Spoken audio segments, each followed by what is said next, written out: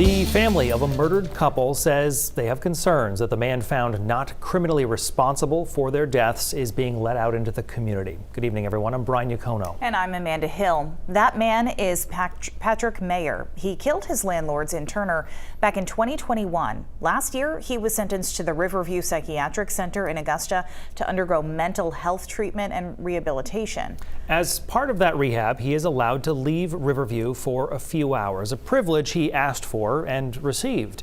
News 9's Jackie Mundry, who has reported extensively on cases where defendants are deemed not criminally responsible, joins us now with how the family of Maher's victims feel about his limited time on the outside and about a system that they say seems to have forgotten them. Jackie.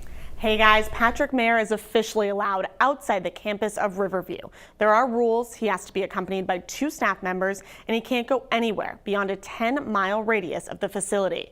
But for the family of his victims, Troy and Dulcie Varney, knowing that the man who is responsible for their deaths is being allowed out doesn't seem right.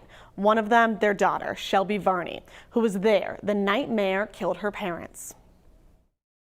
So Patrick had been renting from my parents for probably 6 months. He'd been to the farm a few times to pay his rent, and he had always been kind of a different person, kind of a little odd, but quiet, kept to himself. Shelby Varney was 19 when her parents were murdered in the middle of the night in their Turner home. Taking a 911 phone call right now for 44 Night Farm Road in Turner. It sounds like there may have been a gun-involved shooting. She knows Patrick Maher is the murderer because she caught him mid-attack. Maher was renting an apartment from Troy and Dulcie Varney just down the street. A few days before the murders, police say he threatened his own mother and was later found by police walking around school grounds near his apartment. But police told the Varneys there was nothing they could do. And the sheriffs just kind of escorted him back to the apartment building and nothing was said of it.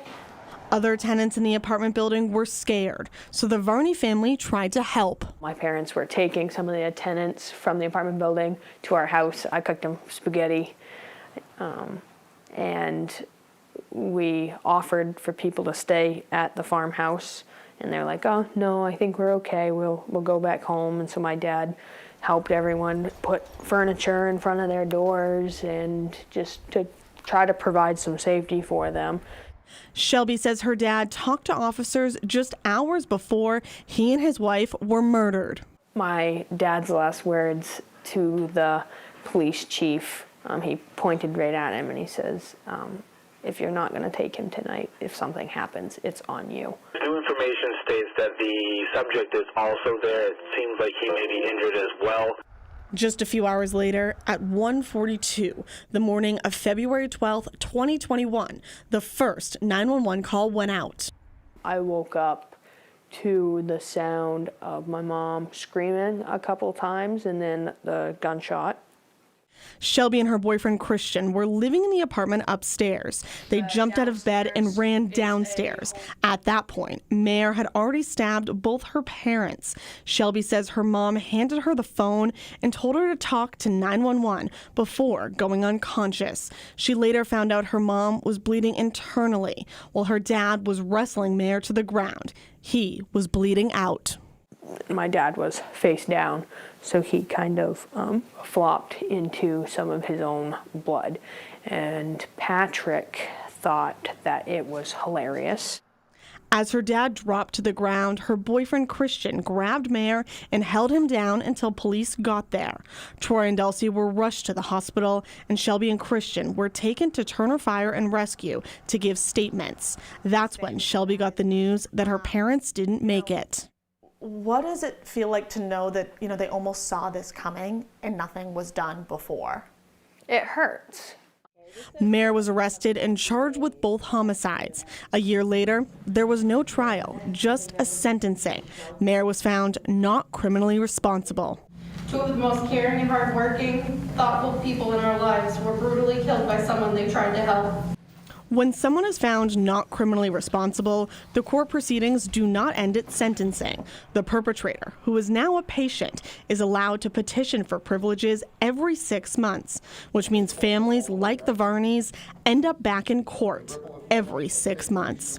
Shelby says that's frustrating because she's traumatized from watching her parents be murdered and spent months trying to find a therapist who could help her get through this.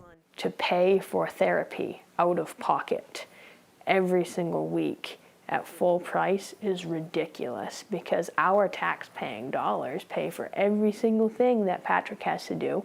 But yet I spent, over $6,000 on therapy last year just so I can have someone to talk to. Just a few months ago, Maher was considered stable enough by medical providers and a judge to go out into the community. Shelby says that's scary. I'm aware he'll probably never be out on his own completely, but eventually he's going to be in a halfway house under supervision, but he can have a job again and he can actually go out. And my fear is that that's going to approach us a lot quicker than we expected. Maine law says if a person who is in Riverview wants to change their treatment plan or be released, they must petition for it. The petition is required to have a report from staff at the facility that explains the patient's condition, the new treatment plan, and what the expectations of the plan are. Then the petition goes to court.